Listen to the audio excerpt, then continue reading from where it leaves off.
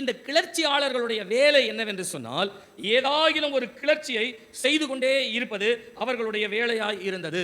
ஏதாயிலும் ஒரு கிளர்ச்சி என்று சொன்னால், நான் உங்களுக்கு புரியபடி சொல்கிறேனே, அந்த நாட்களிலே ராஜ்யங்கள் என்று சொல்லப்படுகின்ற பாபிலோன் ராஜ்யம் முடிந்தது. அதற்கு அடுத்தது மேதிய பெருசிய ராஜ்யம் முடிந்தது. அதற்கு பின்பாக கிரேக்க சாம்ராஜ்யம் முடிந்தது. இந்த கிரேக்க சாம்ராஜ்யனுடைய முடிவிலே ரோம சாம்ராஜ்யம் ஆரம்பிக்கிறது. இந்த ரோம சாம்ராஜ்யத்தினுடைய ஆரம்ப நாட்களிலே, அதற்கு பின்பு இருண்ட காலங்களிலே அவர்கள் ஸ்திரப்பட்டார்கள். அவருடைய ராஜ்யம் ஸ்திரப்பட்டது என்று சரித்திரம் சொல்லுகிறது. இந்த ரோம சாம்ராஜ்யம் உலகத்துடைய பல பகுதிகளை பிடித்ததை போல எருசலேமை சார்ந்திருக்கிற எல்லாவற்றையும் தங்களுடைய கட்டுப்பாட்டுக்குள்ளே அவர்கள் கொண்டு வந்தார்கள்.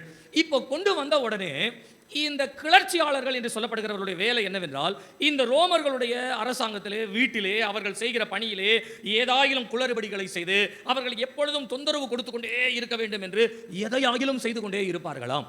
ஏன் என்று சொன்னால், இந்த ரோமர்களுக்கு எப்பவுமே ஒரு பழக்கம் உண்டு. என்னவென்றால், அவர்கள் அமைதியை விரும்புகிறவர்கள். இந்த யூதர்களுக்குள்ளே கலகம் வந்து விட்டது அப்படின்னு இயேசு கிறிஸ்துவின் காலத்தில் வந்த உடனே பிலாத்து வந்து எனக்கு தெரியாது அப்படின்னு கையை கழிட்டு போனார். தெரியுங்களா? காரணம் என்னன்னா, ரோம அரசாங்கத்தை பொறுத்த வரைக்கும் அவர் அமைதியை விரும்புகிறவர். அமைதியா எந்த இடத்துல இல்லையோ உடனே அங்கிருந்து அரசாங்கத்தில் ஆளை மாத்திடுவார். அப்ப அமைதியை விரும்புவார்கள் என்பதனாலே ஏதாயிலும் ஒரு பிரச்சனை வந்தால் உடனே அதை சரி செய்யணும். அப்போ ரோமர்களுக்கு பிடிக்காத ஒன்று பிரச்சனைகள் உருவாக்குவது. ஆகையினாலே இவங்களுக்கு பிரச்சனை உண்டாக்கிட்டே இருந்தால் என்னைக்காக பாப்பா நீங்களே வச்சுக்கோங்க உங்க நாட்டை அப்படின்னு கொடுத்துருவாங்களே அப்படின்ற ஒரு எண்ணத்தோட கிளர்ச்சியாளர்கள் என்கின்ற ஒரு கூட்டம் ஆரம்பித்தது.